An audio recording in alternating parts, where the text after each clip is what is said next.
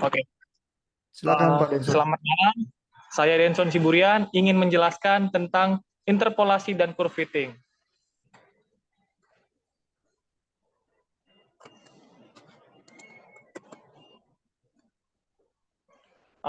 Langsung saja ke perbedaan mendasar dari interpolasi dan curve fitting, yaitu kurva interpolasi tepat melewati semua titik-titik data.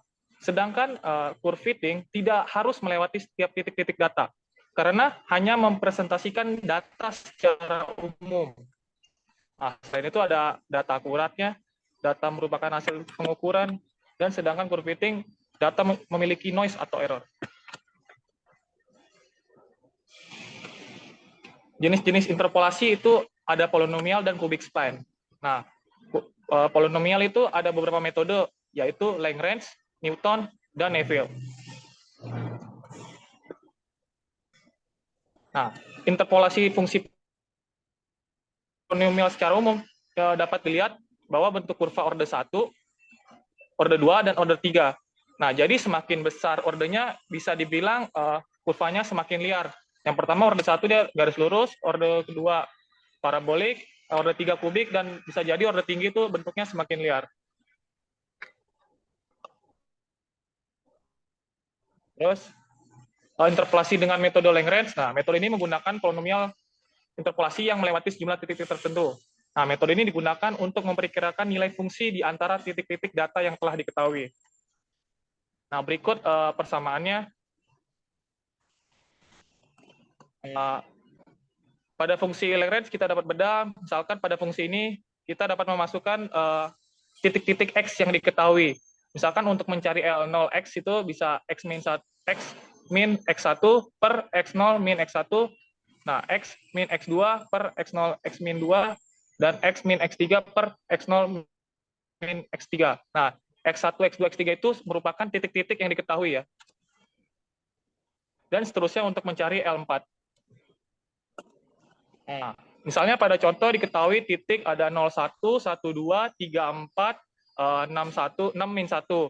Lalu kita hanya memasukkan nilai X-nya saja untuk mencari nilai L. Misalkan kita mencari nilai L1X. Nah, kita masukkan nilai 1, 3, 6. Nah, misalkan pada L1, X min 1 per 0 min 1, X min 3 per 0 min 3, dan seterusnya. Lalu didapatkan hasil L1X, yaitu min 1 per 18 X pangkat 3 plus 10 per 18 X pangkat 2 min 27 per 18 X plus 1. Dan seterusnya untuk mencari nilai L4X. Nah, kemudian kita mencari nilai PX, yaitu dengan mengalihkan nilai Y yang diketahui dengan L yang kita sudah cari. Misalkan Y1 dengan L1X. Nah, lalu hasilnya dapat diselesaikan, yaitu min 4 per 5, 45 X pangkat 3 plus 16 per 45 X pangkat 2 plus 11 per 15 X plus 1.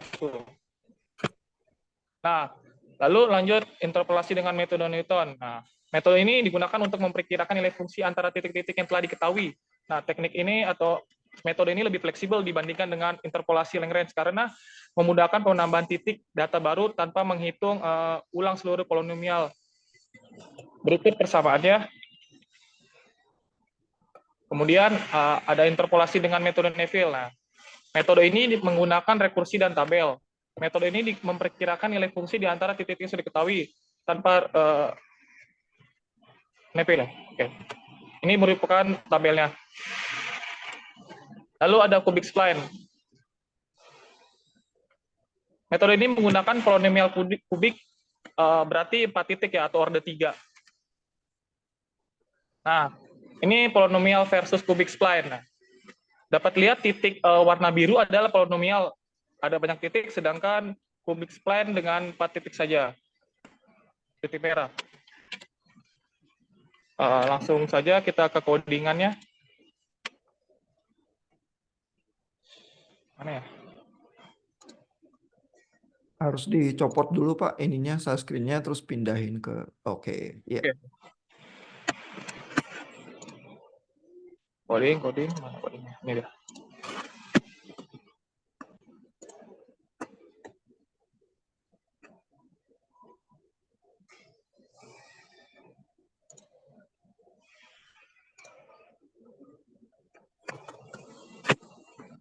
Eh, kode ini kopas dari gudang learn-nya, gudang codingnya. Nah, ini mirip-mirip dari Quisalas ya. Kode ini merupakan kode persamaan untuk metode Newton. Ada fungsi Newton Pauli untuk menghitung fungsi polinomialnya. Kemudian lalu ada divided difference XY. Lalu coba kita running. Nah, misalkan terus di bawah ada misalkan contoh 10 titik X dan 10 titik Y. Karena kalau lebih dari 6, kata Quisalas itu akan problem atau bentuknya semakin liar. Kalau misalkan kita melewati 3 titik, kita memerlukan parabolik atau roda 2. Kalau misalkan 4 titik, kita memerlukan persamaan kubik atau roda 3. Kalau misalnya 10 titik begini, maka dia bentuknya akan semakin liar. Karena kayak garis lentur itu dipaksa untuk melewati setitik-titik ya. Kita Ini lihat copot contohnya, Pak, share screen-nya copot. Memang dicopot kah? oh taruh Pak, pasportnya mati.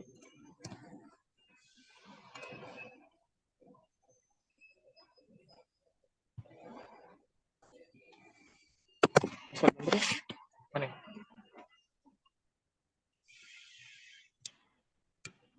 Dah.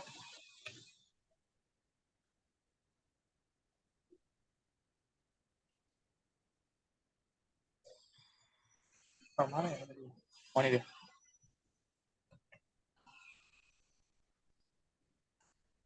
Oh, zoom-nya mati tadi Pak ya, satunya ya. Iya, zoom-nya mati. Oke, oke. Lanjut Pak. Bahkan saya ulang ya. Ini code-nya kopas dari model, dari gudang coding. Kode ini menggambarkan kurva dengan persamaan metode Newton. Di sini ada Newton Pauli untuk menggambarkan atau untuk menghitung fungsinya. Lalu di sini ada divided difference dari XY-nya. Kalau kita running, kemudian di bawah ada 10 titik X dan 10 titik Y. Karena kalau lebih dari 6 kita akan problem. Nah, ini sengaja diproblemin biar melihat problemnya. Terus di sini dapat dilihat bahwa grafiknya naik turun. Nah, pada titik ini sebenarnya terlihat bahwa titiknya sangat curam ya. Sedangkan kalau dilihat kasat mata itu bisa digaris tarik lah gitu. Jadi lebih enak dilihat. Nah, problem ini kalau kita misalkan nyari nilai, misalkan katakanlah mau nyari di nilai 0,1 atau 1, harusnya kan biasanya kalau kasat mata bisa di sini nih. Nah, tapi nilainya ini jauh di bawah, jadinya kayak aneh gitu nilainya. Kalau untuk menyelesaikan problem ini, maka perlu menggunakan cubic spline.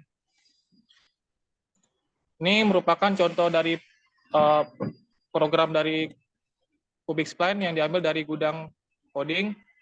Nah, dapat lihat bahwa cubic spline ini pada titik garis warna hijau. Nah, sedangkan yang warna merah itu polinomial Newton. Pak Denson, mumpung masih ada waktu Pak, itu yang 10 titik itu, yang titik polinomial Newtonnya yang banyak itu coba dikurangin dikit Pak. Misalnya Boleh jadi Pak, saya 8 titik. nyiapin yang 6 Pak ya. Oh, oke. Yang 6 juga dari gudang coding kan tuh ya Pak ya? Ya, mau yang 6 dulu Pak, bagaimana? Iya boleh. Boleh. Nah, dapat lihat bahwa kalau orde 6 yang disaranin Q-Salas tuh hasilnya tidak liar lah garisnya. Oh, tapi ini 6 yang lain ya Pak ya soalnya ya? Enggak. Bukan, Oh, soalnya mau yang dari 10 tadi, Pak. iya yang dari 10 itu Oke. dikurangin Pak. Kan si Q Salas bilang kalau jumlah titiknya sedikit dia lebih nggak di ujung-ujungnya lebih nggak ini perubahannya nggak terlalu Oke, Pak. besar. Saya coba hapus ya. Iya, kan gampang ngapus doang. Iya, Pak. Sebentar. Mau berapa titik, Pak? 6. Iya kurangin 2 titik lah jadi 8 gitu misalnya. Oke. Oke, Pak. Siap, Pak. Dari 2 titik.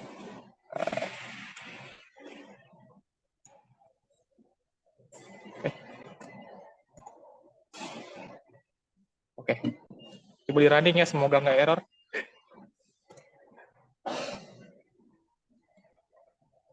Ini Pak.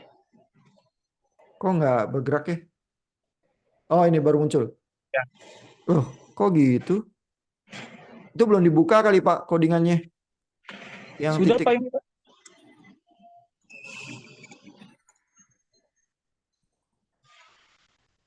Misalnya tadi ngapus yang 9 sama 10, yang pada X dan yang Y dikurangin 2 digit juga.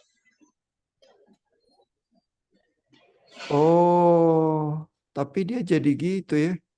Iya Pak. Di ujung kanannya hancur. Bisa sampai Kayaknya 10.000.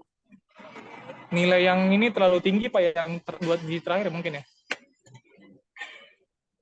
Apa gimana Pak? Coba dikurangin lagi Pak. Jadi tinggal 7 titik misalnya. 7 titik berarti kurangan 1 titik. Oke. Oke. Ini Pak dah. Jadi gitu ya. 1, 2, 3, 4, 5, 6, 7, Karena 8. kok kelihatannya jadi kayak titik rata Kayaknya itu ada yang salah sih.